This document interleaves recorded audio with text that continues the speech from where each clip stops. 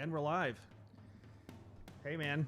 What's up? Everybody hear us? If you can't hear us, please drop a one, comment. Two. Check 1 2. Yeah, we're noobs at this. Bologna sandwich. So, yeah. Hey, man. What's up? Thanks for coming. Yeah. It's So no problem. We're doing a thing. We are. I can still hear the song in the Oh, background. there's another song playing. Oh, see. All right. There we go. I'm learning. Okay. So, I made a decision to do a live podcast. The very first one, for some reason, I thought that was a good idea, and I appreciate you being willing to come on here and get in trouble with me. It's all good For an evening. Let's destroy our lives together. Why not? You get to watch it live, folks. Yeah, right here, a massive implosion. How many dumb things can I say? Yeah. So the idea that we had really was it came from, I think, a lot of people on social media are having a really hard time kind of figuring out how to have a conversation about some really difficult stuff, right? And I think that a lot of people are, they're reading things and they're seeing things and reposting them and getting into arguments, and I think it's great that people are willing to test the waters and be a little bit brave and say things that they might fall on their face, like we may very well tonight. But you get to watch it. It's fun to watch it. Yeah, so you get to like see a car it wreck. in living color. Yeah. But you have some medical background here. You've done some publishing and that kind of thing, and maybe we can talk about a few things to help people maybe understand, some of the good from the bad, Right. and how to maybe preserve some relationships, without sort of flaming them in front of everyone in their life that's important to them. Right. I know that I've had plenty of conversations that didn't go particularly well, and when those things happen, you don't know whether or not your relationships are still intact. Right. Yeah. Anyways, you started out as a musician. Yep. Right? I did. Right, and what y'all actually heard was Chris and I playing like 20 years ago. Wow. Yeah, that was That's we were crazy. teenagers when we recorded that. It's not bad. It's still not bad. I dig it. Yeah, I'd play it again. Why not? Yeah. I played music. We played music. Yeah. We grew up playing music and played rock, funk, blues, that sort of thing. And we decided to take it more seriously, I guess. And, you went off and now you're a doctor of music, which is pretty crazy to think about. It's weird. I tricked them all somehow. You it was did? all a ruse. The whole thing under the was radar? fake. It was. I pulled a Milli Well, I Vanilli. respect Every single recital was Milli Vanilli. I was afraid that the CD was going to skip, and I'd have to smash my guitar and run off stage, and then hide in the Bahamas someplace. But yeah, it was a lot of school. A lot of school, and and I went and started studying jazz and did that for, gosh, I was thinking about it the other day. I think I ran a top 40 in jazz band in Dallas-Fort Worth, I think for like 10 years. Yeah. It was like a 5-6 piece group. We had audio engineer, we had, the trailer, the truck, the rehearsal space, all that. We played for anyone and everyone. We played, 2-3 gigs a week for like 10 years, I think. And decided to go in a different direction. The recession happened and got tired of struggling. And then I got into medicine. And what made you how'd you land on medicine? I think we've had this conversation before, but I don't know if I ever actually even asked you that specifically. I've been married for 15 years now. And my father-in-law is a MD, and he's had a huge impact on my life.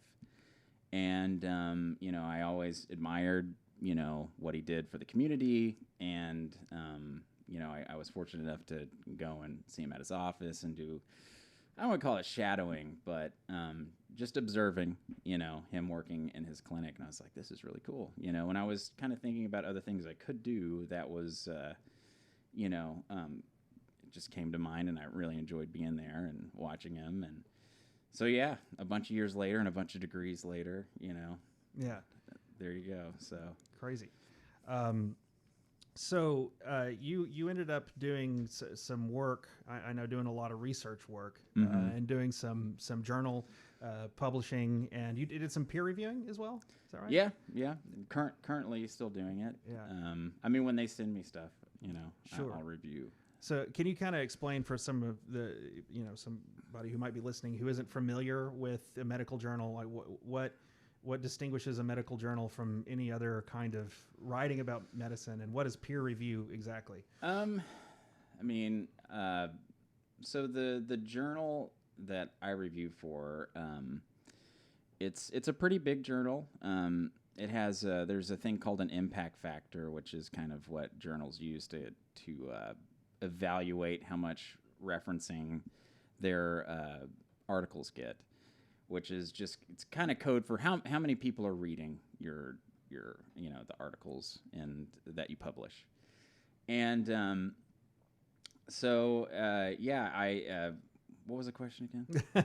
I'm sorry. So no, that's all right. That's right. So what is what makes a medical journal? Yeah. What distinguishes one from another? And what is peer review? So I mean, the impact factor is a big thing. I mean, there are whenever you're looking at studies to determine whether or not it would be a good article to reference. It's always good to see, what journal the article came from, and what's the impact factor, what's their reputation, and it's kind of a way to evaluate. First off, is anyone going to read what you're writing about? But is the information you're getting, does it come from a reputable journal? Yeah. So that's one way of kind of delineating different journals from each other. There are certainly journals that have very low impact factors that you look at what they publish, and I don't want to say it's not credible, but you tend to want to stay away from them if you're referencing. So that's one thing to look at between two different medical journals. And also, peer review. So peer review is a process by which, say you're working on an experiment, and you have, something you're trying to prove. You have, maybe you're working in reproductive medicine. That's my kind of area, and you have a hypothesis. You run an experiment. You write it up. You process all the data. You submit it to a journal. And typically 3 to 4 people, the editor, and 3 or 4 people who are experts in the field, they get your manuscript, and they read it, and they go through, they check your references, they do a number of things. They might run the experiment as well. It just kind of depends on, what their process is. And they will go through and they write comments. They'll just, every single line, they'll go through and say, hey, have you thought about this? Have you checked this? I looked at this reference. It could fit here better. They just write comments, Yeah. Are you really proving your hypothesis? Are you, sometimes there's a number of issues that can come up. Maybe the thing you're trying to prove is not very, it's the data is not very direct to what you're trying to prove. So, you kind of veer off into tangents in the paper. That happens a lot, So that's the process. You just go through, and then you send it back to the lab or whatever, and you say, hey, this is what we think. And, then there's a dialogue that happens. They might agree with you, they might disagree with you, but inevitably, if you want to get published in that journal, all these things have to be addressed. So that's peer review. There's typically 4 people. It depends on the journal. It could be tons more, but typically about 4 people that really go through your work line by line and, evaluate it. So, I see. yeah. Yeah, I mean, Super boring. I know. I mean, the closest thing that I came to that was doing my dissertation, you know, and that, it's got its own difficulties because you have so many, where in peer reviewing you would have 3-4 people, and when you're submitting a dissertation, for those of you that don't know, that dissertation is sort of it's your final document for your doctoral degree, and it doesn't really matter what your degree is in particularly. Right. And you have your professors, which you've impaneled to kind of be your advisors in a way, and eventually they're the ones who make an attempt to eviscerate you. We're getting comments. We're getting live. somebody's commenting. Can people hear us? Is this a thing? Is there any sound? Is there no sound? Yeah. We're getting echo. We are on right now, and as far as I know, we can be heard. Otherwise, this has been a massive waste of time. Yeah. Redo. But we have 16 people that are still watching. So it's amazing. Either we're just super handsome. Yeah. Which of course. in kind of a weird. Hey, labeled jars, not people. Neanderthal hill person kind of way.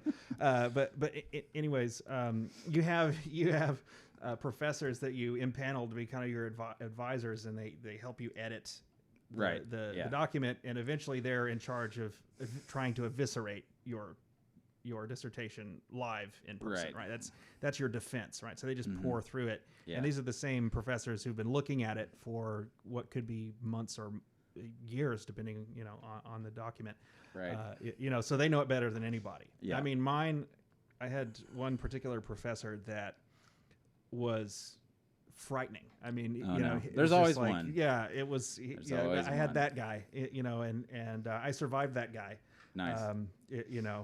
But it was pretty sketch there for a minute. I was really actually afraid that I was gonna fail my dissertation. Right. And I don't know what happens to you after that.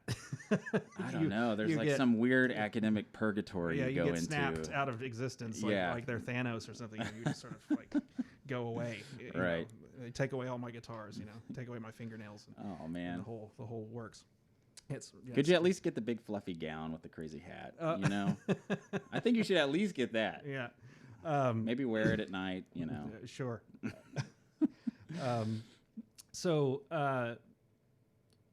You've done. We see a lot of people who kind of pour through these articles online and things like that, and you always hear. Yeah. How people play with statistics and common ways that people who are writing some of these journal articles will hide certain data, or ways that certain publications, it could be anything from the New York Times to Forbes or whatever, right? Whoever it might be, could be MSNBC or Fox News or any of these sort of controversial outlets, right? And people get very embattled on these kinds of topics, and you'll see the same study and two different interpretations of the study. Like, what's going on here? Yeah, we've talked about this a bit. So I think one thing to try to do is whenever a media outlet is presenting research, you see a headline or something on Twitter or a blurb or something, go to the source material. Go to the source material and actually read the study. Mm-hmm. Because for one thing... Echo says, the mic is blocking your brother's view of his mouth. Oh. I'm sorry. Thanks, Echo. Echo's always looking out for me. She works with me at Tarrant County College. Oh. Yeah, she's been... Yeah. Should I sit up? What should I do? You should sit up. Yeah, for those of you who've actually seen Chris and I standing next to each other, he's like 5 feet taller than me. I can see myself. It's kind of tripping me out a little bit. I wanted to show off my label jars, not people shirt. There you go. That's where I'm coming from. Yeah. All right. We got that. Our dad is he works in special ed in the Wichita Falls, Texas Independent School District, and they do a lot of things to help with bringing awareness to autism and people on the autism spectrum, and that's one of the lovely shirts he sent us. Yeah, we both got one. It's a little bit small. Anyways, okay. So thank you. So what were we saying? Echo. Yeah. So, if you see, is that better? Yeah, that's better. Yeah. If you see a headline or anything saying study says, X, Y, or Z, I think the most important thing to do is go to the actual paper that they're citing. Has it been peer reviewed? What journal was it published in? What lab did it come out of? Who was the principal investigator? Who was working on the paper? And look them up and see where they come from. So that before you even read the study, because not all studies are alike. They're not all equal. So just go through and just do that preliminary stuff. And then another thing to do is to just go online. There's a few resources. I guess we could link to stuff later or something. Sure. Yeah. I can put the links up. Just for elementary statistics, like what's a p-value? What's an odds ratio? What makes something statistically significant? And just watch some YouTube videos and just do some rudimentary research into how to read and interpret scientific literature. Because I've had multiple classes on it, and I mean, there's PhDs and, there are statisticians that just do that.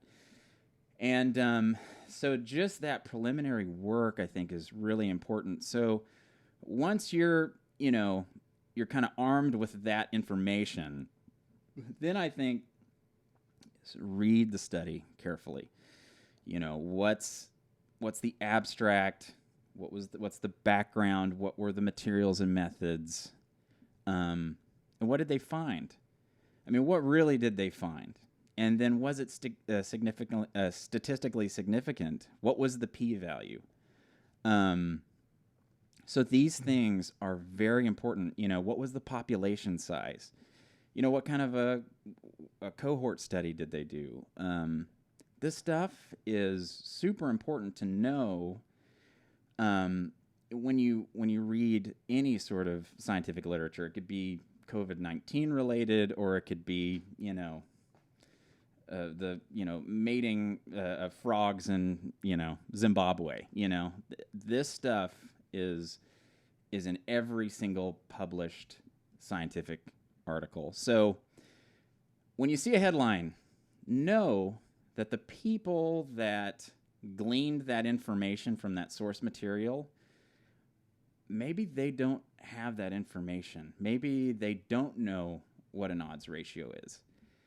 And maybe they're just interested in getting clicks on social media so they can, beef up the profit margins, So Sure. I'm just saying it's not fun to learn all this stuff, but you got to arm yourself with that knowledge before you can really agree or disagree with a headline. And none of it's fun. Believe me, I've had a lot of statistics courses at the graduate level, epidemiology. And, when you're not a statistician, it's kind of like, I feel like the knowledge I have was like being a novice violinist, and I went to the bass hall and I opened the door and a Brahms concerto was going on. I'm just like, oh my God. And I shut it all of a sudden. I know a little bit. I know enough to kind of understand and get through, but Sure. The statisticians, the guys that are the PhDs that are doing this work, I mean, these guys dedicate years and years of their lives just to be able to understand how to properly read scientific literature. So I'm not trying to intimidate anybody, because it's easy to do if you just do this rudimentary stuff. But please do that before agreeing with a headline. Sure. You know what I mean? That's really good advice. Yeah. My research training mostly comes in for what you call the qualitative style of research. So there's two really main bodies or types of research, right? There's quantitative, and there's qualitative, right? So quantitative is where you're dealing with testable material. Really, it's very testable material. It's like, you know, this. I want to make sure that this, paper is 8.5 by 11. Right. You know, and you can do that, and we can go through the whole stack of papers and determine, if we take 30 of them, then we got a population of 30 papers, and we can see how. Right. Anyways, I don't know why you would do that, but just as an example. But in qualitative research, it's more more experiential kind of data. It's anyone listening has probably taken some kind of survey that says something along the order of, I like spaghetti, and then it'll have everything from, strongly disagree, sort of disagree, indifferent, and that's Right. called a Likert scale, right? Mm-hmm. And so we all take this kind of thing, and it measures basically sort of attitude, right? So that would be a kind of qualitative study, right? Mm-hmm. So, and anything that you're doing, but you can't really get this kind of replicable, falsifiable, Yeah. right? Data. It is kind of what you get more in the humanities, Right. So the humanities is a larger class of studies that includes music and dance, and also history and philosophy, and this, all these wonderful, expressions of the, human effort and Right. well-being and progress and all of that kind of thing. And it's all great, that kind of study is great, but it's very limited in some ways. Right. Right. So you can make all sorts of claims, right? So, for example, there's a type of study in humanities called an autoethnography, for example, which is the idea is someone goes and they record their experience in a certain setting. It could be in a restaurant or something, and then they write down their experience, and then what they might try to do is to draw conclusions about the wider world based on their one experience, right? What is this called? It's called an autoethnography. Okay. Right. And it doesn't have anything. Something. Right. It's sort of Study. it has nothing to do with ethnic groups. It just it's specifically meaning your own particular experience, right? Okay, It's kind of like a fancy way of saying Dear Diary. And I don't mean that necessarily in a So you could go way, but into it a can be that way. place. You can go into a place like your favorite restaurant, and you could document your experience in the restaurant, and based off of that, how you felt when you were there, you sort of can glean some some sort of a larger picture of what that place is like. And no, it's highly questionable. Okay, you can't. I'm just trying to understand. Yeah, it's not from in the hard sciences, right? In the STEM subjects, Right. You would never see something like this, right? I apologize to all the autoethnographers out there. It's not an attack on you. Yeah, no, or maybe it is. I mean, don't know. it's great. Keep on keeping on. Do your Dear thing. Diary. Yeah, Chris was very insensitive today. That's my experience. Yeah. So in this kind of research, this is where I think where the lines get blurred when people are reading things is you get this. You have maybe journalists who don't have a lot of training. They don't have medical training. They don't have a lot of statistics and that kind of thing. And they're doing their best. And we'll just give them full faith and confidence. Right. Let's just say they're a really good journalist. Okay. Yeah. But they are looking at a study. Right. And they may read the abstract, right? The abstract is sort of a summary that appears at the beginning of an academic paper of some Yeah, kind. it's the Cliff Notes. Right, super Cliff Notes. It's one paragraph, right? Excuse me. And everyone who writes like this, they do this kind of thing, Right. So now Because it's no fun to read the whole study. no, I mean, materials and methods. Come on. yeah, you can't even get. But I mean, that's what you got to do. I mean, honestly, especially if you're a journalist with a big platform, you have a duty to read all the boring stuff. Right. Yeah. I mean, you should. I mean, I don't even read past headlines. I just repost stuff to, Right. Get it. My uncle I had an argument with at Thanksgiving. Not really. I love all my uncles. We don't argue. Except for that one. You know who you are. You didn't help me move. Um, But no, it's a good point. I think, the greater thing going on, I think, is that it's really difficult to trust the media, because we just don't know. Every single media outlet has to adhere to the profit margins, and sometimes the truth and what's most profitable are not compatible. Sure. If I work for Fox News, maybe there's a study that's contrary to what my viewers would want to see. If I work for MSNBC, same thing. So that's what's so great about the scientific method. And if you read it and the study's done well, the really the point is to eliminate bias, because we're so flawed. I am, you are, we all are. So there has to be some mechanism where we can at least get ourselves out of the way and just present what's true, But I don't know how a journalist is trained, but maybe, maybe it's like a lot of things. Maybe it's just that they want to have a good job and secure paycheck and benefits, and they know that this story sells and I'll get a bunch of clicks and, a lot of attention on social media, and my boss will like that, and maybe I can get the gold-plated toilet for Christmas, I mean, we all love gold-plated toilets. Yeah, I mean, apparently I got into the wrong field. That's not even a thing in guitar unless, but you see what I'm play saying. for the Stones or somebody. Maybe if we kept playing, the heavy stuff, we might have gold-plated toilets. There's nothing. There's still a lot of time. This is going down to hill super fast. Exactly. No, I mean, that's true. We all want to be as unbiased as we can, or hopefully, if we're acting in good faith, but we can't fully do that, right? Right. And we just hope that the reason that we're looking things up and researching things is based on a good faith effort, right? Yeah. There's a really disagreeable researcher and polymath by the name of Nicholas Nassim Taleb, who is one of the most disagreeable people on earth, and he's actually very rude about it. I'm aware of this person. Yeah, he is a super genius, and he knows it. Yeah. And it's annoying.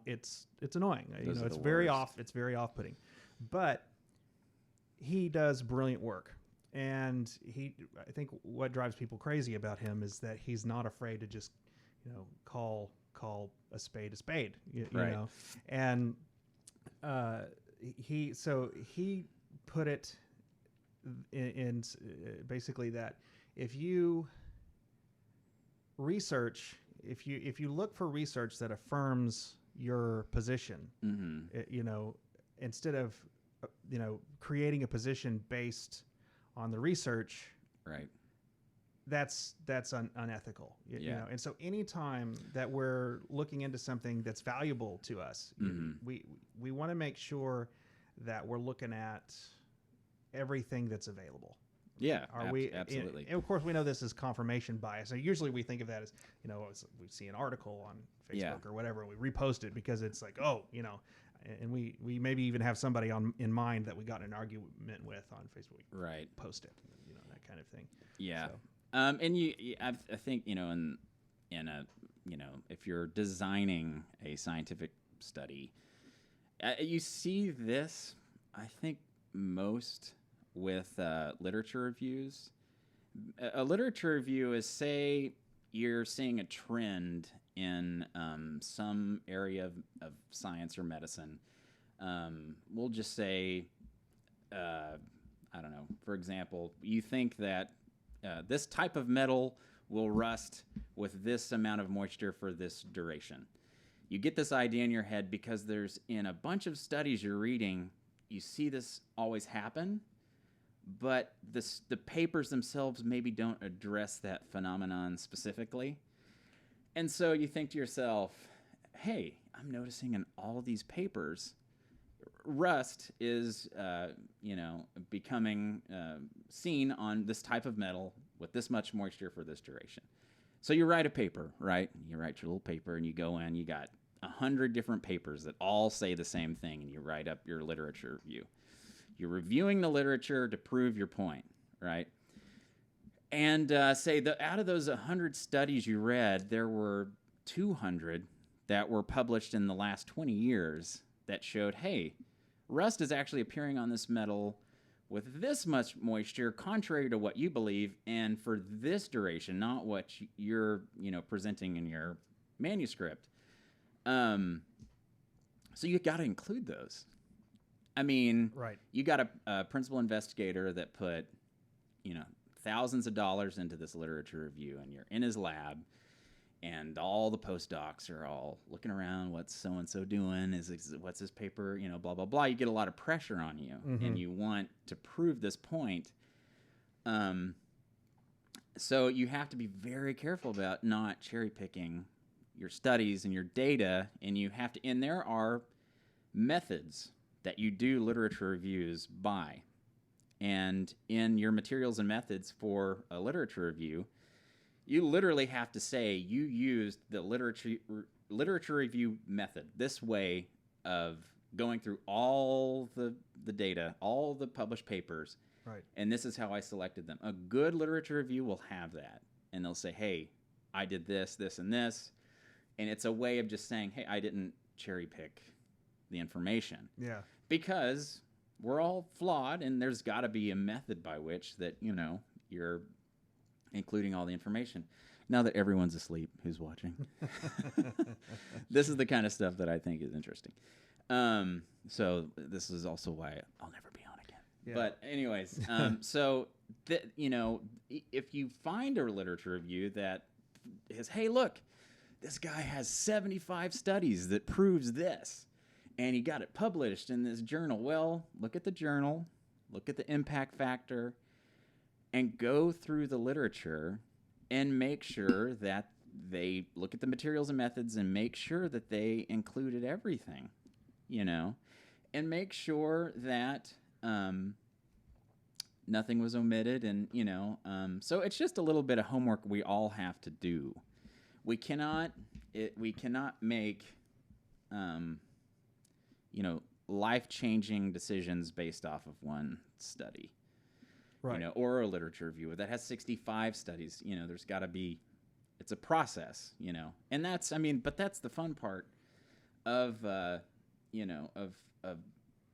scientific research is it's scientific research. To me, it's code for an argument. Mm-hmm. It's just a bunch of people arguing or having a dialogue, a friendly argument. We're all trying to prove each other's research not wrong, but we want to show that our research is less wrong than the next person. Yeah. With this, you could lisinopril, the blood pressure medicine. It's so standard. It's prescribed all the time. Why do we prescribe it all the time? There's a lot of headbutting that went on to prove in the the scientific research world that was like kind of the standard. And why is it? Because a bunch of people argued and fought and had this dialogue, and they showed that, hey, this is the least wrong thing to give for high blood pressure. So depending on a lot of different factors, blah blah blah. But I'm just saying that, it's not much name calling, or probably there is. I guess people. It's just like anything else. Yeah, people. You have arch nemesis scientists that are sort of at each other on things. The people that make the best researchers to me are always the ones that are in the back of the class, just trying to prove the professor wrong. Like I looked up in this book that the way you're doing your whatever is incorrect.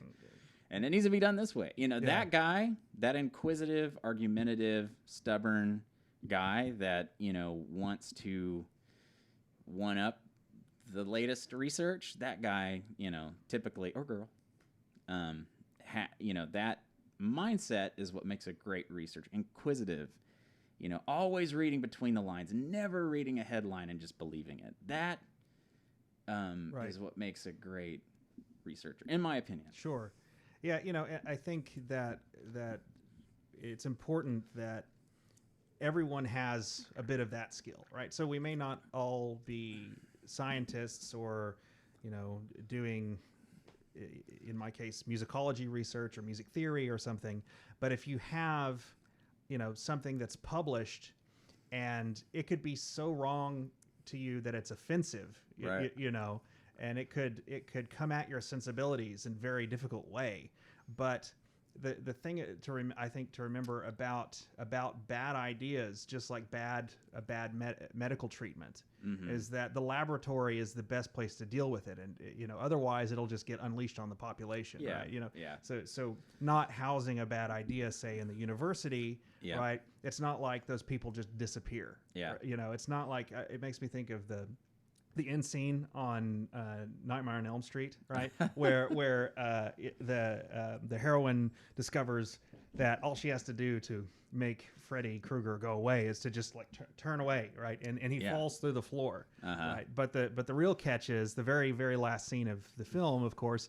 The mom is waving bye to all the teenagers who have miraculously risen from the grave and all this kind of thing, and Right. and the sun is shining and everything, and as they all get in the car, here comes Freddy Krueger's hand through the window and yanks the mom through this window that's this big, Right. and then he takes over the car, and we don't see what happens, but you can kind of surmise that they all meet their doom, Yeah. right? So whether it's in medicine or if we're talking about ideas, the university, publications, this kind of thing is the best place to kind of have these Oh, for sure. ideas out. Yeah. Otherwise, because the bad ideas aren't going to just disappear, they'll just go find another venue. No, and that- you've it's so created true. a taboo also Yeah. by doing Yeah. that. And people get attracted to that taboos, even if they're completely Oh wrong. yeah, for sure. You Yeah, people jump on, and also science. There's trends. You see, certain trends happen, and people jump on sort of different ideas, and you see it gets proven wrong. I can think of a couple of very controversial examples, but I won't mention them. Sure. But I think that it's something that I got used to, and maybe you did as well. Mm-hmm. And I think music teaches this. I think back when I was just trying to get my chops together as like a jazz drummer, playing with guys that I had no business playing with. And they, slapped me around every night for 4 or 5 hours on gigs, till I got it together. And they, didn't pull any punches. Right. Man, your time is terrible. Like, your brush work is so bad, It got me used to this idea that it's okay for you to be wrong. And it's okay for other people to say what you're doing is the incorrect way to go about this. And your idea isn't really thought out. But, I feel like it's difficult to have those conversations because, we can get into a whole cultural side of this. But people get offended. People don't want to hear that they're wrong, and I'm wrong all the time. I'm wearing sweatpants, for God's sakes, So I mean, I'm definitely wrong all the time. Ask my wife. Yeah. So I'm not claiming I'm right, but I'm just used to being wrong. Maybe that's what it is. Yeah, I mean, And I'm okay with it because I know that those people hammering me and telling me my jazz ride is terrible. Although maybe they're not realizing it, they're actually helping me a lot, Right. They're motivating me. And this happens in the, scientific community. It's just a lot of butting heads and, Yeah. a lot of ego, a lot of, the typical stuff. Everyone's trying to Sure. be the best, So, and part of that journey is just taking criticism and being okay with it. And that's what I think universities are great for. University should be, a place where all these ideas have it out, Right. constantly. Yeah, that's the thing. You can have, even a controversial idea. If you have a standard where those ideas have to be met by the best minds on campus, and we're Right. going to have this idea out in a laboratory setting. Right. Doesn't matter if it's in a STEM subject or if it's in the humanities. Yep. Or in the social sciences. If you have the best minds in place to meet these ideas, this is, there couldn't be a better way. I mean, it's public. It's live in front of everyone. Yeah. And may the best idea win. Yeah. Right. And I mean, this is an important process, Yeah. It's very important,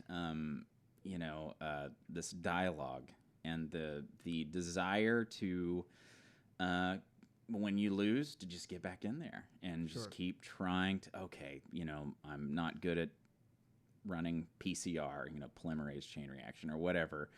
I didn't run, whatever for long enough, and my whole experiment just crashed. Thousands of dollars. God, I blew it. What an idiot, But, and then people will point it out, and you'll waste a bunch of time and money, and all the postdocs that you bribed with, Starbucks to help you run this experiment that took you all night. They'll be mad, but Right. that's just part of the process, and just being like, why did I do it like that? But you get back in there and you try to figure it out, And I'm sorry, go ahead. No. You're that's all good. I mean, one of the things I think that we leave out of our high school education that should really be a big part of it is rhetoric, right? Just basically how to think and speak. Right. Why is saying that an article came from Fox News or MSNBC actually not enough to say that article is wrong? Yeah. Right. You actually, maybe the source is bad. Mm-hmm. Maybe the source is bad, but if it has even a kernel of truth in there, it could fool someone. Yeah. No, absolutely. Right? I remember I had someone send to me this article, and it made the claim that it was some study from Johns Hopkins, right? Which is one of the most prestigious medical learning facilities on the planet. Yeah. And there was no name of the study and no link. So they just said it was a study from Johns Hopkins? Study from Johns Hopkins. There was a link, and then you click on the link, and it takes you to a different article from the same website. And then that article had a link, and you click that link, and it takes you back to the first article. Oh, my good Lord. It was bad. And this kind of stuff happens. So, when somebody posts something, things that don't work, articles that don't have names of studies, for sure. Right. And it don't have a link to it, for sure. Screen caps of things. Right. Yeah. Like taking a little screen cap of this little thing, or, you'll see people share things that have bullet points. Right. Yeah. And it'll say this thing about COVID, of course, right now that's for good reason, what everyone's talking about all the time. Right. And it'll have these reposted. It's just a JPEG, right? It's just an image, right? That's not a source. Right. Right. That is, unless it has something you can go and check. It has some name of some article or any that is not truth. Right. It might have truth in it, but you can't verify it. Yeah, absolutely. Yeah. I see it all the time. Yeah. It happens all the time. And gosh, even when I agree with it, and the hardest thing to do is to actually look through the article and realize that something not so kosher is going on. Yeah. Because then I have to be like, gosh, that confirms all of my biases. Dang it. Just be right for the sake of being right. And then, but I have to remember, God, I have, before I blast this out to, you and my friends and everybody. Yeah. This is suspect. Yeah.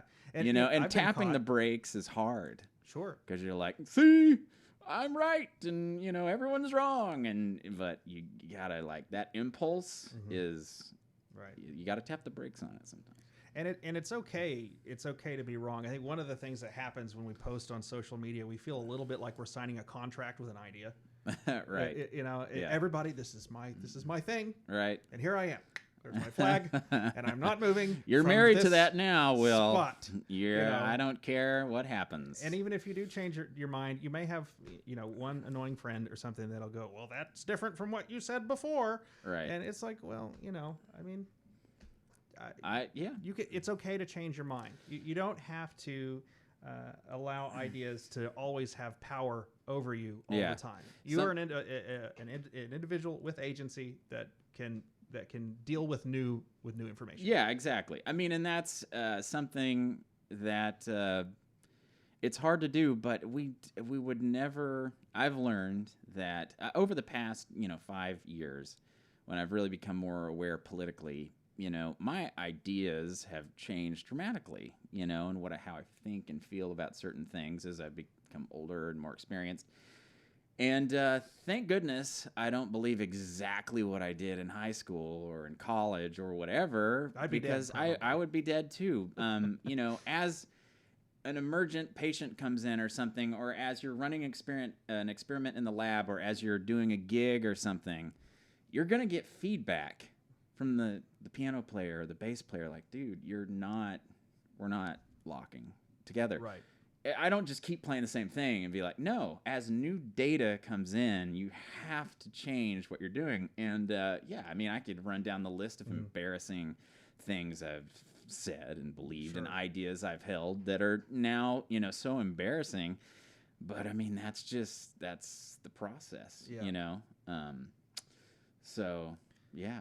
Yeah, there's, one thing too that I encourage everybody who's interested in education, young people especially, and, if you're concerned about your kids who are going to college and this kind of thing, this is something that's really important. I just kind of touch on this, and then we'll get to the questions. I know we've got a good number of questions and people are waiting. We have a lot of information now about what social media is doing to young people. And I'll point to a couple of sources. One is by a researcher by the name of Jean Twenge. It's Twenge. And she has done really, really brilliant work on depression and anxiety and how it relates to social media. And she takes into account all kinds of factors, right? So things like socioeconomics, if there's any social unrest in certain societies, all this kind of thing, and the jump in not just depression and anxiety, but also suicide, right? So it's not just reporting of people being comfortable with reporting their depression and anxiety, but also with their if you have something like a suicide rate, which is a very hard number, a very tragic number, you can have a control basically for something like better measurement of depression and anxiety. So for young women in these sort of iGen and Gen Z and sort of younger, it has gone up 70%, 70. Wow. And what's our age range here? Do you know, so roughly? iGen begins in 1996? Okay. Right. So that's right after us. So I'm a millennial. I'm 1982. It's the first year under most measurements is 1982 to 1995, 96 is the millennial, bracket. Right. And then you have the iGen and I guess now iGen. Yeah, iGen or Gen Z. Okay. That's the same.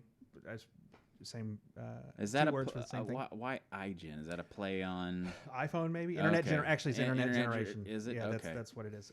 Interesting. But so whenever you're engaging on social media, whether you're posting about politics or puppies, that is baked into the cake, right? Okay. And we don't have to get into safetyism and harm and talking about things like concept creep, which is another thing from psychology literature, and you don't have to get into particularly controversial things to see this phenomenon emerge, right? So anytime you're posting about anything and you're talking or arguing or whatever, there's already that in the platform, and that doesn't even touch on things like how addictive they are. Yeah. Right? So when you're looking at this stuff on Facebook, if you're looking at on Twitter or whatever, it's already got problems built into it. And then as you transmit it across that space, you're having to jump over that hurdle. Right. Especially if you're talking to a younger person, right? For some reason, the data is not the same for millennials and for Gen Xers and the baby boomers and everything. It's the Gen X and millennials and baby boomers. The data is the same. Mm-hmm. Right. You don't see the big jumps. Okay. Apparently there's some rise in the anxiety dimension a bit, and Okay. depression if they use a lot. We're talking 6+ hours a day. Right. But not like it is with the young people. Uh-huh. And it's not just a little bit. The data shows that something like 1 or 2 hours a day on Facebook or whatever, as long as they're not getting bullied or something, Right. it's basically fine. Okay. But anything more than that, then you start to see dramatic changes in the way that it affects them. Especially people Interesting. are stuck at home right now a lot. Right. The young people aren't able to socialize. Yeah. There's a lot of uncertainty. Yeah. Right. So the sad thing is, or the difficult thing is, the way we have to connect. Facebook is one of the ways we have to connect, right? Because we Right. can't gather in big groups. Which is why we're here. That's right. Yeah. That's why we're here.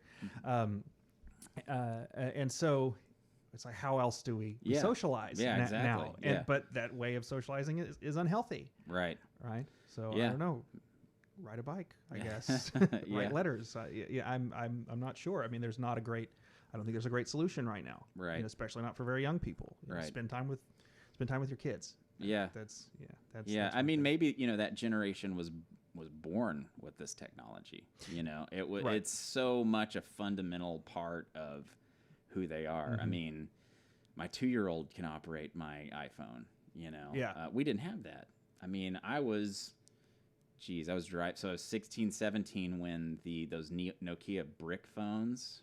And you yeah, could, we play Snake. yeah, and I remember the first I was good at text that game. messages I sent, which I think was probably making fun of you or something. Yeah, sure. I mean, we weren't born with this technology. I mean, we are getting to the point where there's going to be we're going to be born with iPhones in our hands. Right. Yeah. Evolution Well, is just going to take Musk over, and he's just going to be like, all right, I'm going to save y'all $700 every 2 years, and I'm just going to put a phone in your hand. Right, you're just going to be born that way. Yeah. I'd be cool with that. Yeah. Evolution, come on, Yeah. pick it up. Please, Yeah, no, save me some money. Yeah. AT&T. Elon Musk is working on that. What's it? The Neuralink thing. That's Yeah. horrifying idea. It's Yeah, a I know. terrible, terrible idea. I don't think we really know where this is all going. Yeah. So we're at about the hour mark now here. So I want to get to some of the questions here. We got a pretty good amount, so we'll answer what we can. Let's and do it. Let's start with. Here's a real. I'm shooting from the hip here, so if there's anything above my pay grade, I automatically will admit that. Well, we're going to have another guest on. We'll talk about that at the end of the podcast. Who's also a medical brain, Right. A doctor. not a me kind of doctor, or Right. a real one. Yeah. Anyway, Cindy has a few questions here. So Cindy says, I'm a private duty nurse, and I have been out of the hospital arena for 25 plus years. Mm-hmm. I truly do not believe the news reports on numbers and hospital census.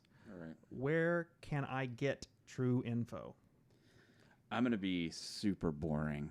I'm sorry, but CDC website,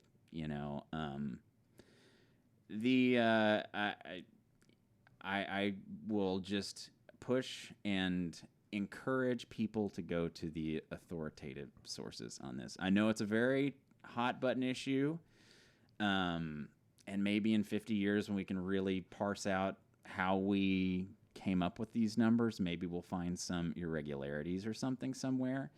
But I'm going to be super boring, and I'm just going to say CDC.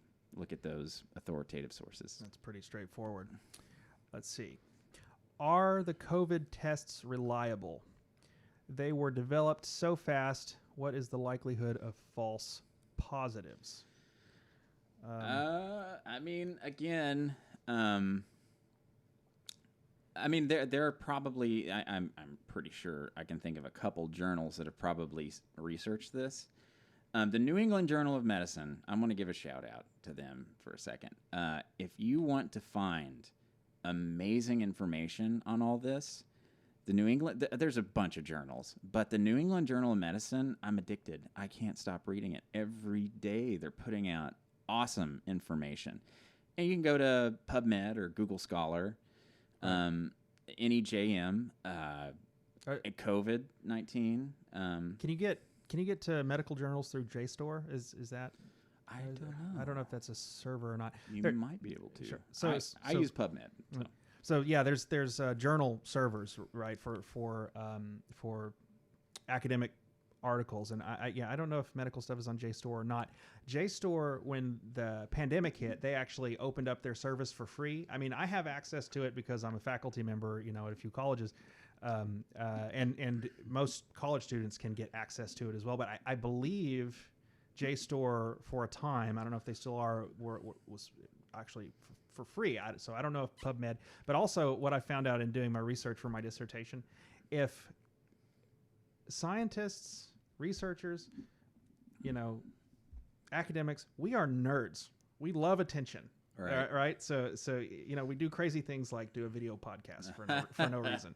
Right. But if you actually write the researchers, you just write them an email, they actually have license to give those journal articles out. And they'll be so thrilled that somebody reached out to them that they'll just give it to you, and they probably won't leave you alone after that. Gosh, yeah. I mean, like, I've done a few studies and literature reviews. They love it when you ask for their diagrams and their graphs and their oh my gosh, of course, they've spent so much. You credit them obviously, and you do go through the proper channels, and you get the copyright permission from the journal, but they love it. Yeah, it's like asking a classical guitarist about their nail shape. Yeah, there's, can imagine. Yeah, there's a meme or several memes I've seen.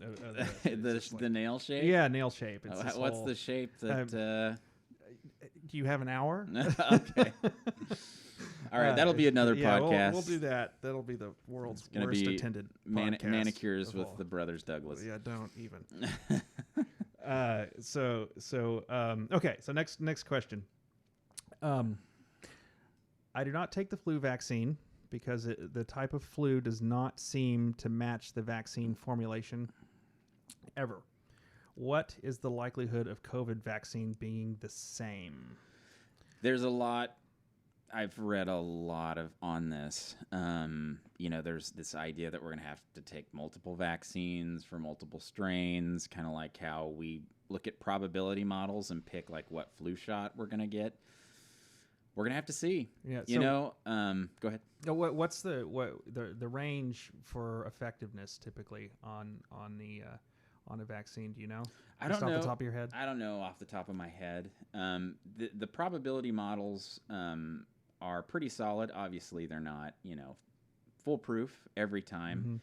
Mm-hmm. That being said, I just would encourage people to get their flu shots, especially now that COVID-19 is a very real problem.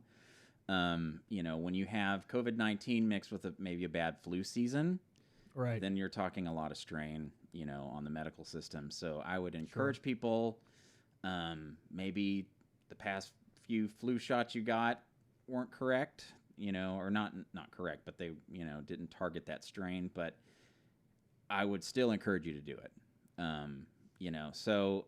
because the last thing you want to do is get sick with the flu, end up in an urgent care, right, and the rest is history. So no, I got brutally sick with the flu in November.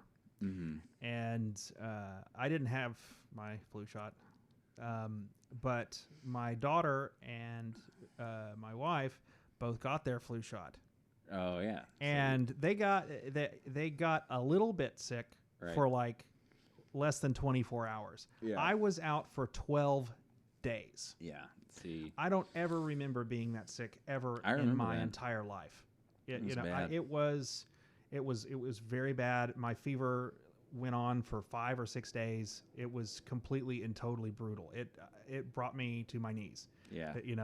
But Charlotte and Courtney, they had a flu shot, and they kind of was like a little woozy. Didn't really get all that sick, and then they were fine. Right.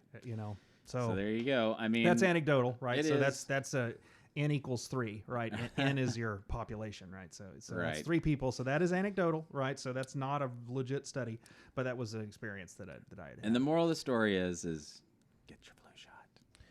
I hope that's not controversial. Is that controversial yet? There's no such thing as a not controversial thing to say on Facebook. Everything on Facebook is a controversy. I mean, my Twitter's on private, so yeah. It's not a fireable offense. Okay, all right. To say you get a flu shot is not a fireable offense. Okay, no. I have people at work I telling me don't to get the know. flu shot all the time, especially after what know. happened last year. So, is all of the social distancing, wearing masks, closing businesses really and honestly helping?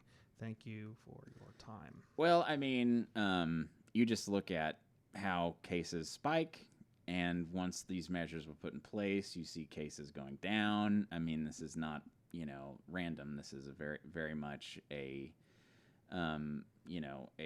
strategy to contain and slow the spread and, what do we say, flatten the curve. So on one front, yeah, it's great. And it's something we need to do. I'm sorry, there's things blowing up. No, we're exploding. All right. We're attracting attention with our controversial vaccine. Oh no! Already? Yeah. All right. Yeah. Well, I apologize. Come on the show. We'll edit this out later. Can we Wait, no, zoom this you is in? live. Can we zoom? Who? No, that's all All right. right, I'll disregard Somebody it. says that they don't take the flu shot because they got the flu even still, so they haven't got it since 2005. I mean this. Why did I do this? Can we just turn everything off now? Yeah, I have a button over there. See, I have told everything you attached. taking the flu shot would be a controversial Yeah, opinion. of course. We'll just that you gave a good answer. Right. We'll move okay. on. So what were we saying? So the social So I mean, obviously, there are downsides to not working and closing your business, and we look at alcohol abuse, domestic. I read an interesting study the other day. It was interesting, but also tragic, and that was that the number of calls that Child Protective Services has been getting has actually dropped dramatically. But the number of children who are presenting with signs of abuse when they go in for a checkup to their pediatrician has skyrocketed because people are home all the time and they're not in school. And one thing schools are great at is identifying signs of abuse in children. Another negative aspect to all of this, also the economic impact, is I don't have any background in economics, so that's why this scares me the most, because I don't have a background in it. I don't really understand it, like I do medicine. So there has to be an algorithm of the amount of economic downturn. How does that correlate to all the different metrics of suffering that we have from, abuse in children, domestic violence, alcohol abuse, drug abuse, evictions, all that. So obviously just shutting everything down has numerous negative side effects. So that has to be in sort of the mix when you're making these public health policies and state and local, orders to shut down. It's not a one size fits all. I mean, obviously, we can't all stay in our houses forever and never work, but we all can't, go back to the way life was prior to March, whenever this began. So we all have to educate ourselves and try to, this is my opinion, obviously, for what it's worth. Just try and educate yourself as much as you can. Like we were saying, take a statistics course online or something, and just get into the groove of reading scientific studies and find out what impact factors are and all this, and start reading. Read. Get to the real good data and try to learn as much as you can, and try to understand what your chances are of getting sick, and just to use personal responsibility in how you go about working in your daily life and interacting with other people. So okay, anyways, we got some questions coming. They weren't coming in for some reason, and now I'm getting a feed. I was wondering why we weren't getting any kind of response. Was that controversial too? No. All right, you know No. what? This is a terrible I'm idea. gonna unprivate my Twitter, and you can come at me, bro. come at me, bro. Come at So- symbol me, bro. So, Our thing is frozen. yeah, is the feed frozen now? Is that what's going on? Well, over here it looks fine. I don't know what's going maybe on it's just here. This guy. Oh, I see what it is. Oh. Okay, it was just we're having technical problems. You know, sorry, folks. We're doing our best here. So it keeps disappearing. The I'm comments. immune to all criticism because of my shirt, by the way. Label jars. That is not a vaccination Not from people. criticism. not. Okay, all right. So there we go. So let's take a live question here. I'm seeing a lot of people saying, "Hey, look at the comments." All right. So how many people are subjecting themselves to this torture? I can't see the numbers so small. Yeah. I normally wear glasses, but I can't. Let's see. While we wait, Yeah. So I hear. Okay. All right. Misty asks, I've seen a lot more child death broadcasts the last few months than I have in my 2 years combined. Is that because of abuse? That's a rough. That's yeah, tough. it's out of my pay grade. I don't Yeah. know. It's an interesting question, and I'm sure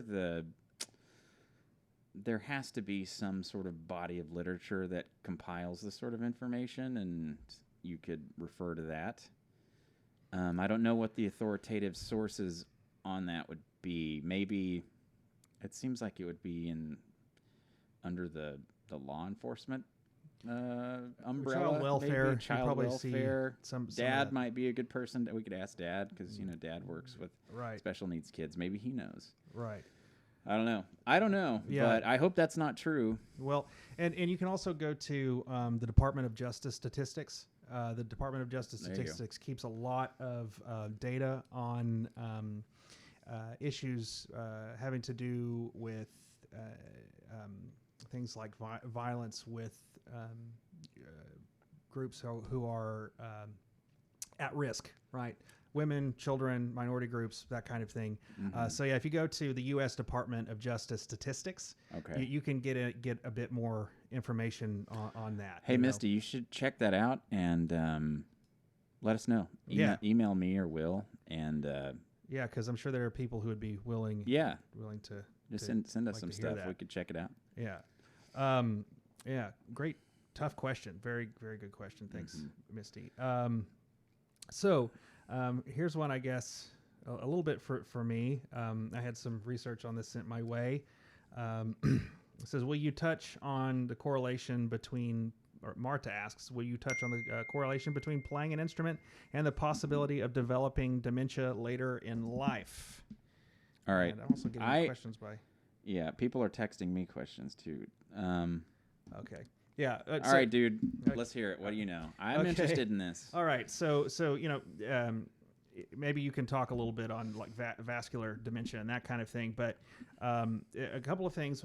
One thing that we've seen in music learning, and specifically learning to read music, is that it helps to increase the strength of part of the brain called the corpus callosum, which is basically the bridge between the left and right hemispheres of the brain. And things like that lead to much higher executive function, meaning your ability to relate information between and across, within and across groups of information, right? Okay. And access those things very quickly. All right. It also it shows that people are able to store information more rapidly for longer periods of time and larger amounts of information. And the way this kind of relates to aging and vascular dementia and that kind of thing, it won't stop it, right? Yeah. It won't, unfortunately, because that's a different phenomenon, right? It's not the same. But there is a working theory in the scientific community called Right, let me make sure I get this right because I don't want to point you in the wrong direction. Because it'll be on the internet forever. Internet forever, right? So this is No pressure. Yeah, Y'all come on. How about that? the cognitive reserve theory. Okay. Like cognitive reserve theory. And so, and thanks to our friend Randy for giving us some of this research. We're gonna have him on later. But basically the idea behind the cognitive reserve theory is that if you are stricken with, dementia, Alzheimer's, right, and it's going to take you down to zero, right, eventually. Okay. In terms of your memory. The cognitive reserve theory basically is if you are doing something like music learning, or memorizing, like our great grandmother did, memorize all those poems, it was super long. She memorized one that was 45 minutes. Right. You basically, your memory store is, say, at 75% capacity versus someone who is at 25%. Maybe they just veg out all the time and watch TV, right? So the amount of time it's going to take you to get down to zero from 75 is different from 25, right? So basically that's the idea. Cognitive reserve theory would seem to point in the direction that music learning really helps with that kind of thing. Yeah. But as far as I know, there's still a lot that we don't know about the human brain. Oh, for sure. Yeah. And how music interacts with that. Yeah. Yeah. The UNT has the Performing Arts, I think, Center or Clinic. Or the UNT Performing Arts. Yeah, the Center for Performing Arts Health. Yes. That's it. And Dr. Survey and Dr. Lee run that. And they're, authorities on this. It's Chris Chesky also, right? Yes, he is as well. Yeah, and he's done a ton of research. So, I mean, you could check them out. I think they have a website and they have, the North Texas Center for Performing Arts Health. Yes. And they actually, a good friend of mine, Nabil Zudi, who was a PhD student in that program, came and gave a talk at Southwestern Baptist, where I teach. Gave a really great talk on things like hand injuries and anxiety and all that kind of thing. It was really extremely useful. But that program, the North Texas Center for Performing Arts Health, it's on the UNT, the Denton campus, right? I believe so. Yeah. I believe they are the first institution to offer that particular PhD, which is a big deal. I mean, it's a big deal because it's an area of health in a certain part of the human population that has been, I think, overlooked. Yeah, I don't know if we wanted to go too much into that, but both Will and I are obviously musicians. We still play. We know a lot of musicians. Probably most of our friends are musicians. You definitely. A lot, yeah. But I am always amazed that we don't talk more about musician health, particularly mental health. Are we still on? Yeah, we were good. Oh, okay. No, the air conditioner just went off, so it's actually just cleaner now. I got you. Sorry for that, everybody. It's Texas. It's real hot. Yeah, it's brutal. But yeah, mental health with musicians. It's not a stereotype, guys. I've lost two. I'd call them, one a very close friend, and then another friend to suicide. One actually just like a month ago. And especially right now, if you know musicians out there, give them a call. Yeah, reach out for sure. But, and even bigger than that, if you check on your friends, call your mom. Yeah. Because it's important. And if you know someone who is a musician, seriously, go talk to him, grab a Starbucks, social distance, wear your mask, but you should go check on him because, I probably 90% of my musician friends are struggling with mental health issues, particularly right now. So just do it. Yeah. Now, I've had a few friends who've actually deactivated their Facebook accounts and that kind of thing because it was just the wrong kind of interaction for them. Yeah. And that's actually okay. I have a hard time myself actually with Facebook, and I've gotten better with it because I just sort of I've put it in a certain category. Right. But it's not enough in this time, right? It's one thing with us and our family group, and we've all kind of isolated together so we can sort of spend time, right? But not everybody has that. I have friends who just have been in their apartment by themselves basically for months now. That's bad. Yeah, it's not good. It's not good. It's super not good. Even people who are like, yeah, he's kind of a recluse. He's good on his own. check on him. Yeah. Check on him or her, because there's only so much that they, anyone can take before, they start thinking craziness. Our cousin Aaron says, not a stereotype, but for anyone, and that is true. Yeah, that is true. That is absolutely true. Hi, Aaron. Love you. How you doing? What's up, Aaron? And let's see. Why are y'all not making fun of us more? That's what I was expecting. I have no idea. They're taking this very serious. We should not be taking this seriously. No, it's not good. All right.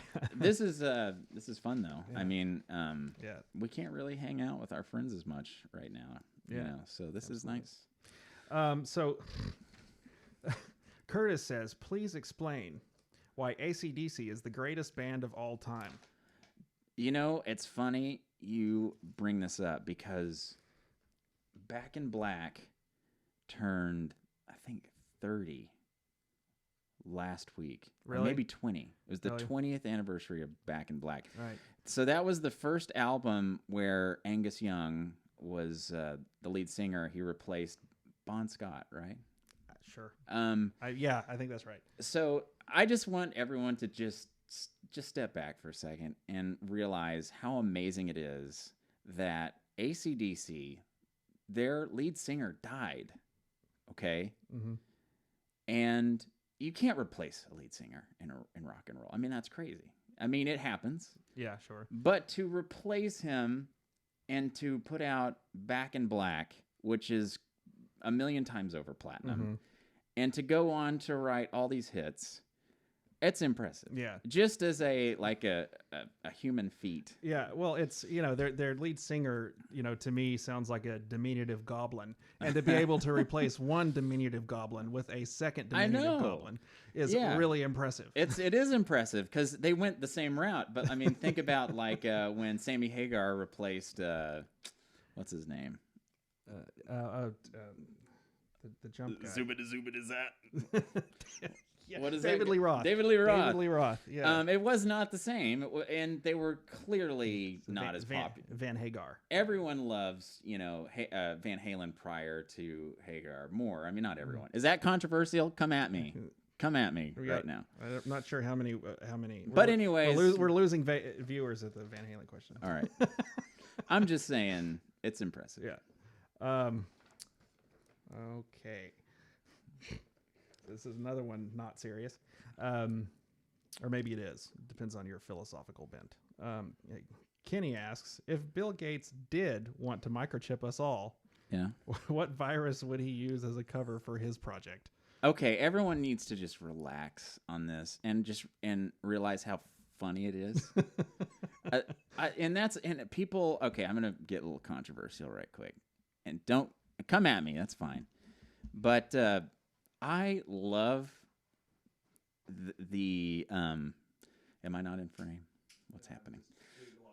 I have a love for people who are controversial characters, people who are characters, Bill Gates is one of those characters. And I could name a few other hot button names, but I won't. You probably all know who I'm talking about, and I don't take them seriously at all, but I find them fascinating. Sure, because they've caught lightning in a bottle, right? And they're just, you can't look away. And Bill Gates has kind of captured this right now. I don't remember what the question was, but what would be the best virus for him to control our brains with? If he was going to use a virus to control our brains? Yeah. Oh, man, you got to ask Alex Jones that. Oh, no, thanks. Alex Jones would know the answer to that. Oh, no. I don't, I think that Bill Gates is, everyone out there should look up the rabbit hole that is Bill Gates and vaccines. Because it's the most ridiculous. It is the rabbit hole of all ridiculous rabbit holes. But it's so entertaining. If you're someone like me that enjoys reading the ridiculousness and you find it hilarious, go look it up. Do not believe a word of it. No, it's all madness. It's complete. It's complete madness. But it is so funny to see how taken people get with these ideas. And anyways, I could go on. Yeah, I'm gonna not. Yeah. Let's. let's leave that one right where it is. All right. Now that we've Paula asks, can we trust the numbers being reported? Are they factual, good data? Okay, yeah. Again, another sort of hospital census question. CDC. CDC. Yeah. I got a couple of questions here via text message. I'll turn to one of those. We should have the ability, like, to call somebody. Yeah, there's all kinds of cool functions, but I literally learned how to do this podcast business. It's at whatever level I'm doing it right now in like 2 weeks. Oh, wow. So I'm still learning stuff. So if you're a guru, so we're live right now. Give me a call. Oh yeah, there are people on right now on Facebook and YouTube. No, we'll make an announcement about that in just a second. But okay. right now we're just on Facebook. Will's he's keeping us together here. Yeah. So the question is here somewhere. Here it is. This one I got a couple of them here from Phil. So Phil is a student of mine. What's up, Phil? Nice guy. Hey, Phil.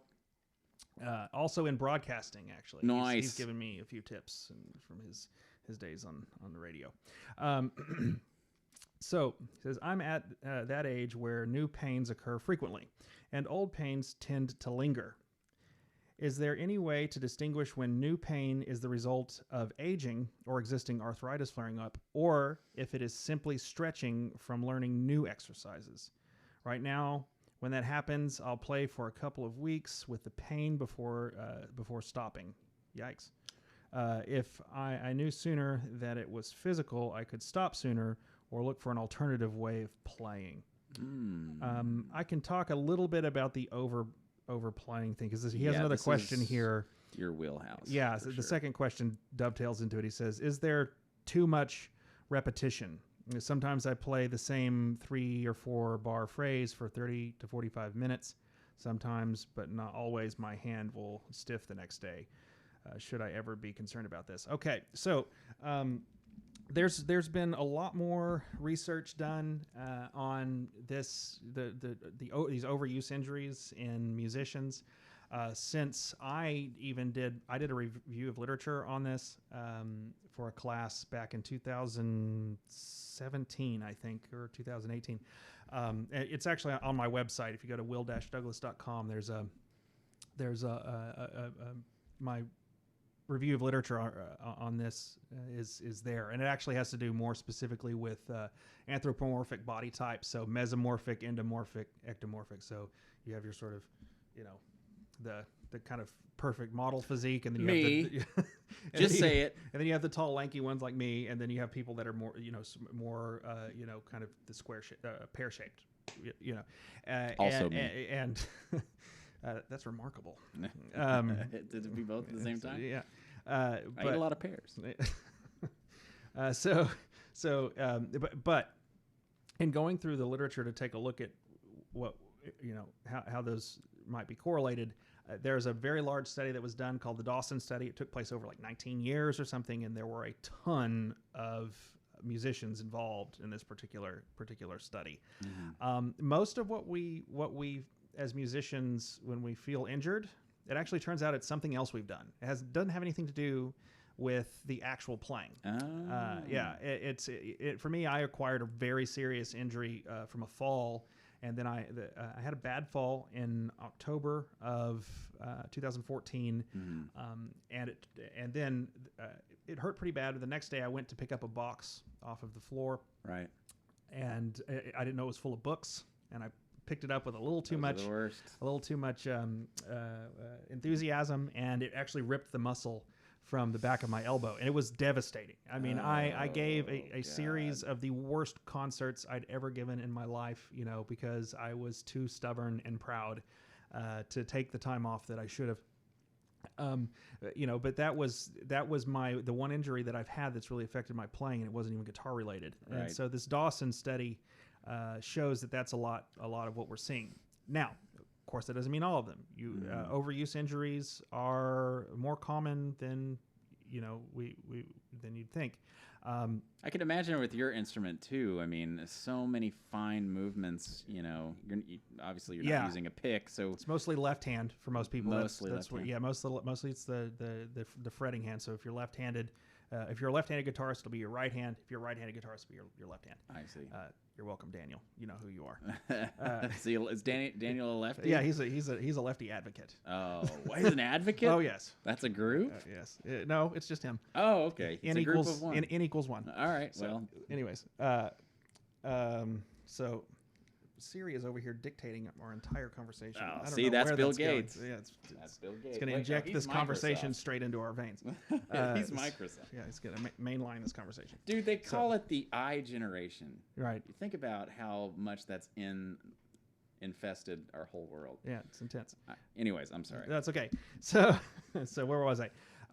When it comes to trying to determine, whether or not you're getting pain, first of all, on the pain specifically, what we're taught in music school commonly is you really run into two different types of discomfort. You'll have some soreness, like you've had a really good workout. Okay. Right. And then you'll have more stabbing pain, right? So it's like nerve pain. Tingling?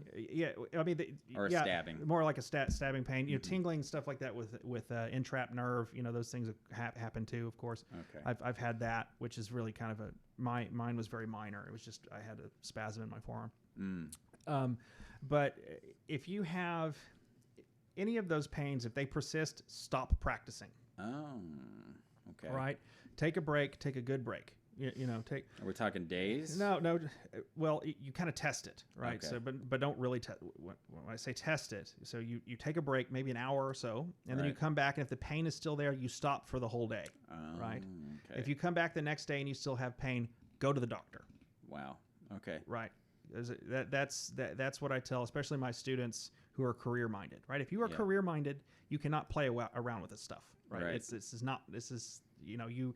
Maybe like for me, when I injured my elbow, I was doing my doctorate. I was way into my career at this point. And it was the mental stuff that came along with it was super tough. Yeah. But anyways, So it's hard for me on this side of things. Because especially with Phil, because I know Phil really well, and I know the issue. To tell even then. It's like they say, rate your pain from 1 to 10. It's like, well, what does that mean? Yeah. Exactly. All right. It's right. like, it was 8, I guess. 7. Haven't you seen the cartoons? 3, 5, 8. Yeah, with the old school emojis from 1972. Yeah. Yeah. They will not change. Yeah. No, they're I know the what you same mean, at though. every doctor's office. Yeah.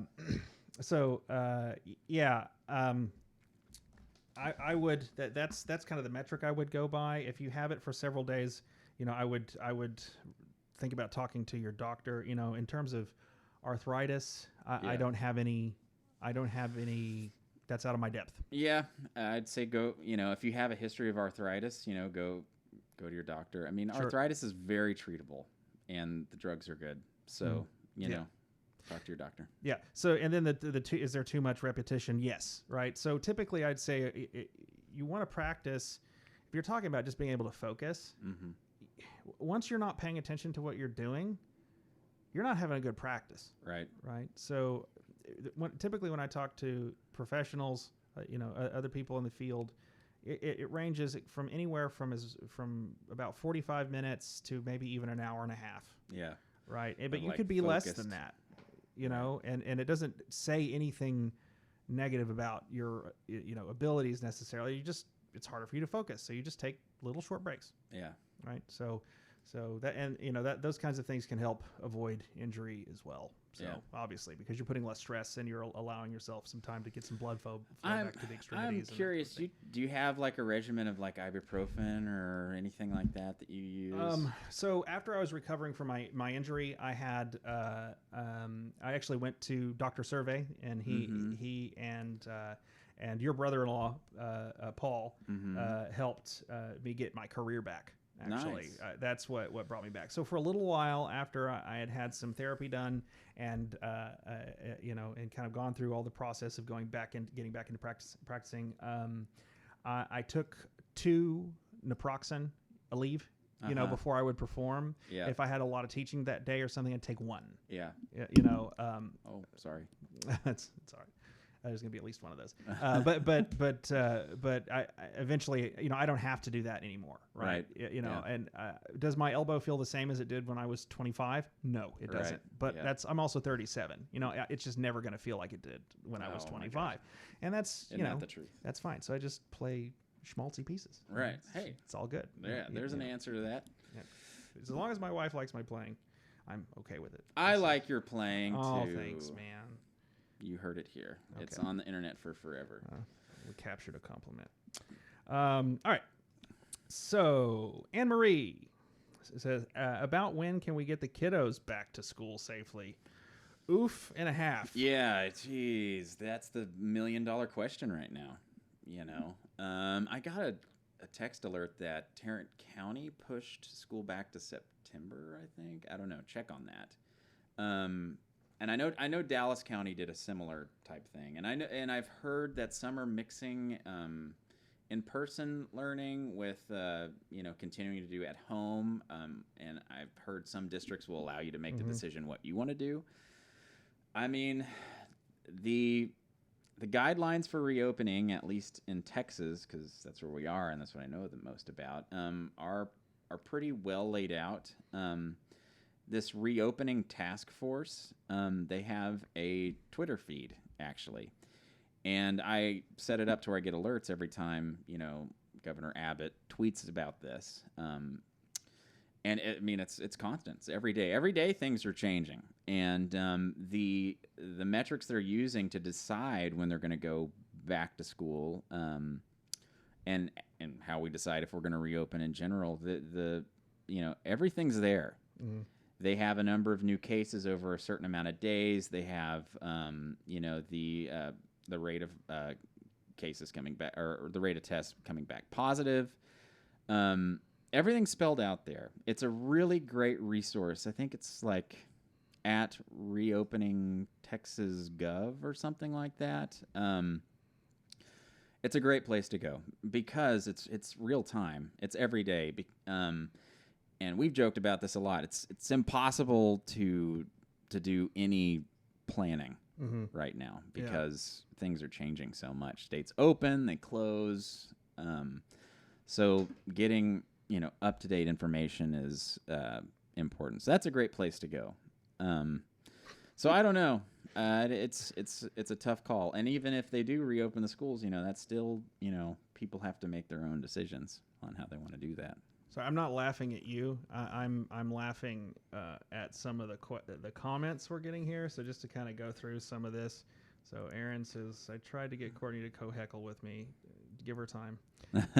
Courtney says, this is my wife. She says, you guys are doing great, only a little sweaty. Yeah, we're pretty shiny. It's that good Texas air conditioning.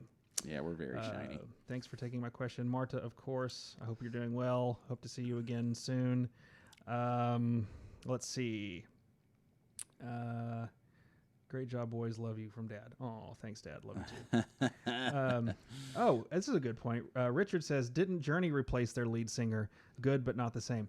Yes, actually, that's singer. Richard who? No, Richard is a friend of mine. Okay. Colleague. All right, we know multiple Richards. Yeah. No, that is true, and he's awesome. Yeah, he's really good. He's got some pipes for sure. All right, but I'm just gonna come at me, bro, if this is offensive. But I do want to say that when they replaced Bon Scott, they released Back in Black. You know. Well, that's with Journey. That was an afterthought. I mean, it was because they wanted to continue on tour and make a bunch of money. Sure. But AC/DC, I mean, that's a huge album they released. So, but you're right. As far as talent goes, the guy who replaced Steve Perry, amazing talent. Nothing can deny that. So, I'll meet you halfway on that, Richard. Okay. See, Mike says, I guess as a relationship to a virus to control our mind, he said it would be called the I love you virus, which I guess is an Orwellianly named. It's just sort of like, this is not going to take over your brain fluenza. Oh, yeah. And of course, that's what you would name it. Yeah, that's what I would name it. Do y'all feel comfortable sending your own children to school right now? Who's that from? That is from Brooke Brooke. and Aaron. It's a Do we? really good question. So Yeah, I mean, I haven't been confronted with. I mean, well, I'll say this: we do a Mother's Day out thing, and I don't know. It's at a church, and I think they're exempt from being closed down. I'm not sure, but we stopped. So, but every situation's different. My in-laws are very present in our lives, and my dad. I just saw my dad and my stepmom last weekend, and our parents are very present in our lives. There's always that risk, and we felt like the risk was a little bit too great for us. But I don't judge. yeah, I really don't. Everyone's got a different situation, and I give everyone the benefit of the doubt that they're Right. going to make the best choice for their life situation. Yeah. So, it's really difficult, and people have a lot of pressure on them right now. And you have to remember there are people who've lost their jobs and this kind of thing, and some people are just clutching on to sanity. Right. I mean, and I know it really irks a certain portion of the population that is really concerned about the virus, and I completely understand that concern, and that's why we wear masks and we social distance in the Right. the social groups that we travel in. All we've kind of got our little pod basically. yeah. But I've just everybody be as charitable as you can to one another, because we're not disappearing. None of us are going anywhere. No. Right. And we all have to, when this is over, we all have to figure this stuff out, Yep. Eventually, we're not, again, it's not like Freddy Krueger disappearing beneath the floor, like Right. I mentioned at the start of the podcast, if you're just joining, Right. We're figuring this just like typically on a Friday night, there would probably be 8 other people here, and there wouldn't be microphones and cameras and lights. Right. But this is yeah. a necessary thing, and people with kids too. Kids need kids, If you have, a child and they don't have a sibling, find another group that lives carefully and you can trust, and try and have your kids have playtime with other kids. I'm so fortunate. Right. Will has Charlotte, so Yeah. And Courtney's sister has 2 young ones the same age, and so Right. we've all kind of Yeah. stuck together, and we all have the same concerns. We have parents, and there's grandparents even, and people who are up there in age. So all I'm saying is just people are going to do what they're going to do. A lot of people are just trying to maintain their sanity, and we try to just not be judgmental, because again, after all this is over, we're all still going to be here, and we're all going to remember what happened. Yeah. Yeah. Right. So let's do our best to navigate this in a way that allows us to preserve our community. Right. And at all costs. And I think to cap that off with the social media comments and people being very combative, I don't know what it is about social media that brings out the worst in people. It not always, but a lot of times I see people that act a certain way on social media that they don't act that way in real life. And, I kind of liken it to when you're driving in your car and you scream at other drivers. You're in your little metal box and you feel like you're protected, and you kind of gives you license to act this way. But just remember that your friends and your relationships are way more important than a Facebook comment. Yeah, for sure. Is that a controversial opinion? No, I don't think so. I All mean, right. it's you're not going to move. There's a couple of things. I don't want to hang on this for too much longer, but there's a couple of things to remember. Confirmation bias doesn't just function as a way to help us select articles we like. Right. It also affects the way we read comments, right? Yeah. So we read things into other people's comments. Yeah. I've made comments or posts on Facebook that I felt about as safe and middle of the road as possible. And I shouldn't have been shocked, but I was naive enough to actually be shocked by it, that I got get criticism from someone that I know that's very much on one side of the political spectrum and also from the other. Right. You know, and so when we're, you know, if you read something, it makes you mad, take a deep breath, put your phone down, you know, go get a cup of coffee. I mean, coffee might make it worse. Go get drink a glass of water, whatever, and chill out for a minute. Yeah. And then come back to it. I've never regretted not posting on something. Right. Yeah, that's true. Think about what not to play. Yeah, I mean, it's just, you know, I don't know. I like my friends a lot. Even the ones that I disagree with are super important to me, and I don't want to lose a single one of them. Right. And that's that. So, got a couple questions here from Ruben. I'm going to change this question slightly. If a mask protects you from a virus, why can you still smell flatulence through it? Man, that, you know, Ruben gets to the heart of the matter. I think of everything it's because we've discussed, I think this is where it is. Yeah, that's more. I think that's less about masks and more about social distancing. Like if you're too close to that person, if you just need to get away from them. Yeah. I think that's everybody. I learned that in kindergarten. Thank you, Ruben. Thanks for your question. And then he asked another one, actual serious one. I know Ruben. Okay, what do you got, old Ruben? School. He says, do masks cause people to inhale too much CO2? Man, or somehow does it limit the spread of the infectious disease? This was like this was trending, this CO2 thing with masks for a while. Yeah. And I read a few things on it, and I don't remember offhand what it said, and I don't want to misquote the articles. But there are articles on this that are recent.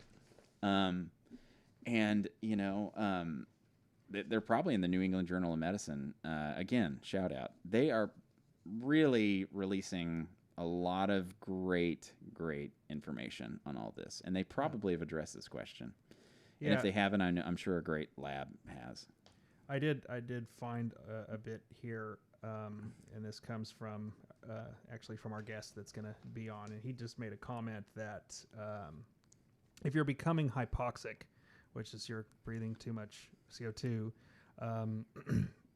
get a new, more breathable type of mask, basically. Mm-hmm. You know, certain masks are difficult to breathe through. So actually I have here what we have. Wrong camera angle. Here we go. So people talk a lot about the N95s. This is the actual surgical N95, right? So you have those with the ventilator in the front. That's not the same. This is the 1870. And you'll see on the front, you have your picture of your nice healthcare workers here, and it says healthcare particulate respirator surgical mask. And there's no little vent in the front, right?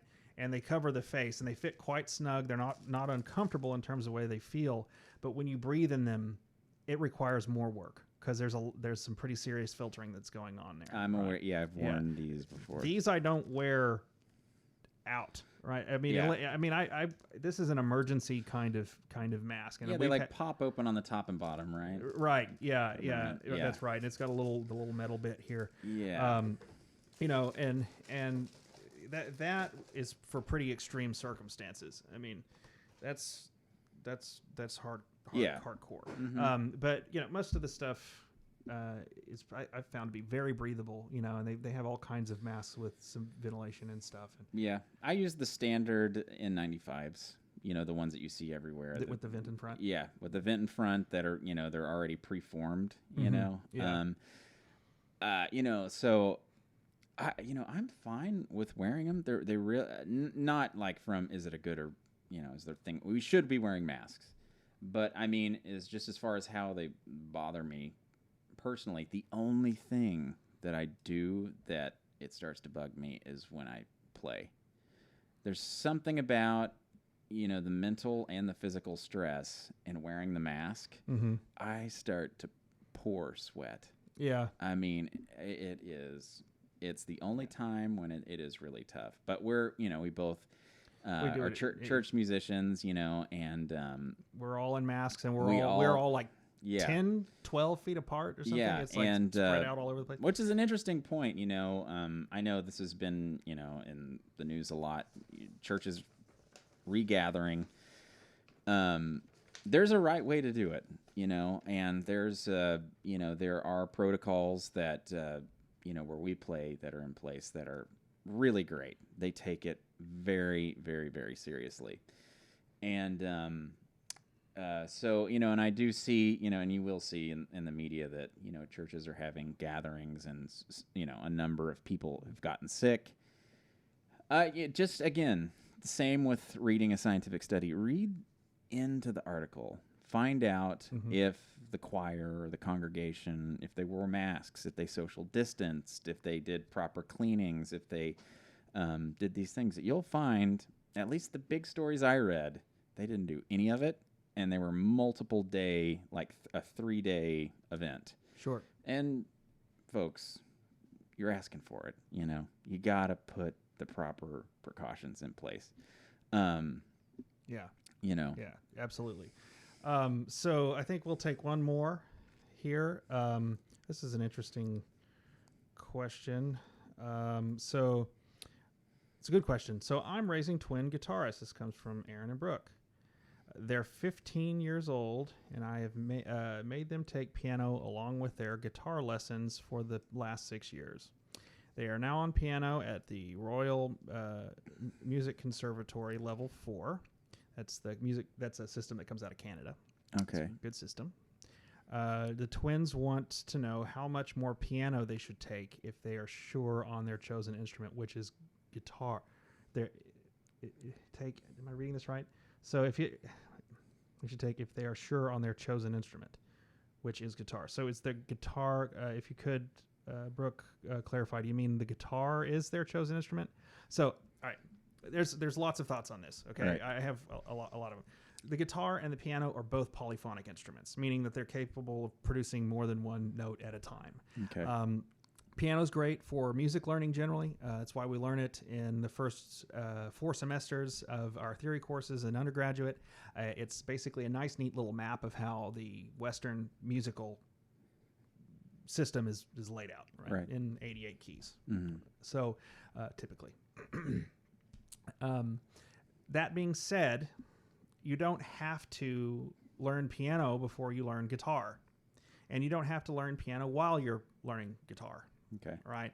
That's especially because the guitar is a chordal instrument. It's a little harder to learn theory on because it's not as self-evident. You see low notes to high notes on the piano, and there's one of each. In the guitar, you have the tuning in the strings, which makes that more difficult, and you have multiples of given note. For example, you can find on a 6-string guitar, you can find the open first string E on all of the other 5 strings. Right. Okay. So not only is reading it a challenge because of the way the guitar is tuned and everything is in a nice, neat row, you have multiple choices for most of the notes on the instrument. Okay. So it's a little more difficult to learn the basics of theory just as a visual representation on the guitar. Mm-hmm. But not learning the piano is not prohibitive of guitar learning. At all. Okay. At all. Interesting. Yeah. I mean, it's just like, you have, violinists that start on violin at 3 or 4, in some cases, that maybe they learn some piano at conservatory or something, university. Right. They're gonna have to get on some piano. So them having piano lessons, if they decide to do piano as a career, and go the school route, well, they'll already have that licked, so good for them. Right. And it will help them in their understanding of theory, but it is in no way a prerequisite for good guitar playing. Yeah. In my opinion. Singing is important. Yeah. Right. Learning solfege and getting good intonation and learning how to phrase and that kind of thing. Yeah. I think no matter what your instrument is, be comfortable with singing. That helps a lot. Yeah. It helps a lot. It helps with the ear. It helps with theoretical understanding. It helps with everything. Yeah, just a drummer's perspective. She says they only want to play guitar. Oh, well. I'm not sure how much of a buy-in am I getting here. Like, what am I signing on to if I say yes? Just say guitar is better. Say it, Will. Guitar. Not only is guitar better, it's the hardest instrument on the planet. Okay, keep going. And I'll tell you another thing. Oh, snap. Okay, all right, no. Seriously. Yeah, so yeah. I can say from a drummer's perspective, just real quick, the shapes of the guitar are very difficult, when as compared to, C major chord on a piano as compared to on a guitar. Right. Well, and you were a keys player too. Yes. Yeah. So. And mainly I did it just to help with writing and arranging for my band. That's mainly why I did it. And just to be able to work through the chords, in, a jazz standard or something. The piano helps because it's so easy just to clunk through chords and you can see everything spelled out so easily. And for someone who has, that's their only experience with a polyphonic instrument, it really helps. Yeah. It helps, especially as a drummer trying to learn jazz tunes. You can get the chords down under your hands, and anytime you want, you can just play through the chords and then play the melody too, which is key in learning those songs.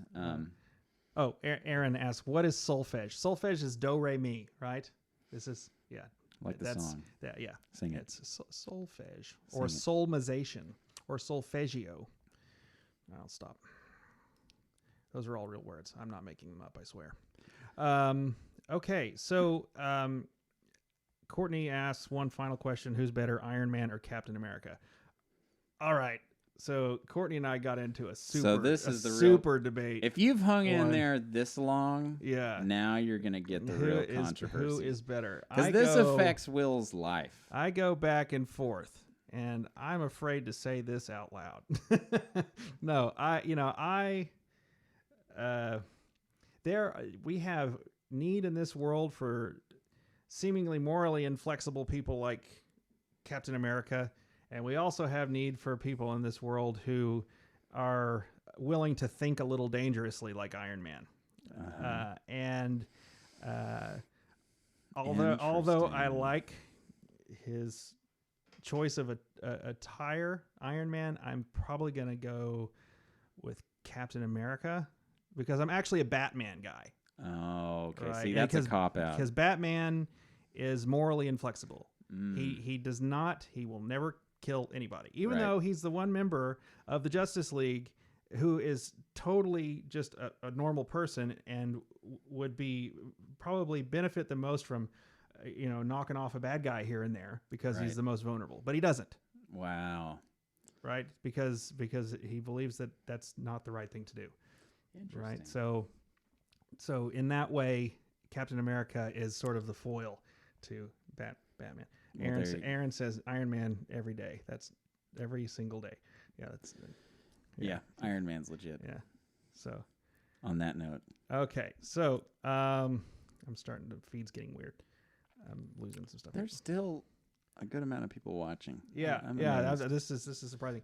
So anyways, we wanted to let y'all know that actually we're going to be doing this regularly. So if you look up in the top right-hand corner, you'll see the Human Trials Podcast tagline, "We have issues." So yeah, we have a lot of trials here, right? So the human trials is in medical trials, human trials is in difficulties that we're going through, and we're also just trying stuff out. Yeah. Right. And so you can find us actually on Twitter at Human Trials Pod. You can find us on Facebook at Human Trials Podcast or facebook.com/Human Trials Podcast. You can find us on Instagram at Human Trials Podcast, where we'll start posting this stuff and doing some things.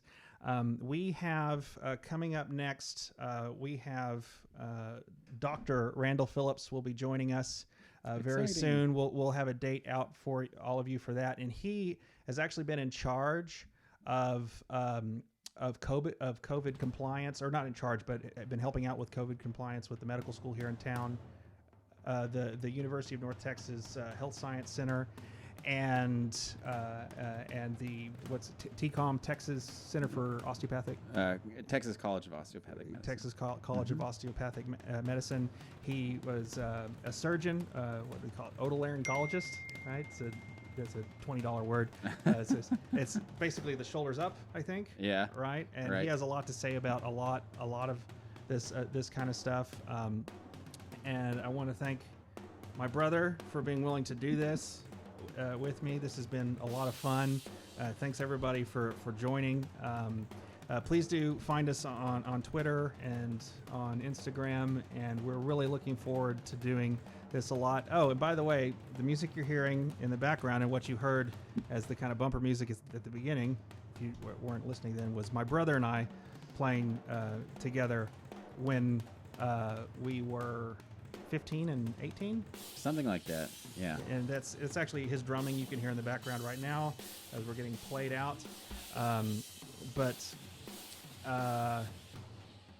Anyways, thank you all, and we hope to see you again very, very soon. Have a good evening. Good night, everybody. Come at me, bro.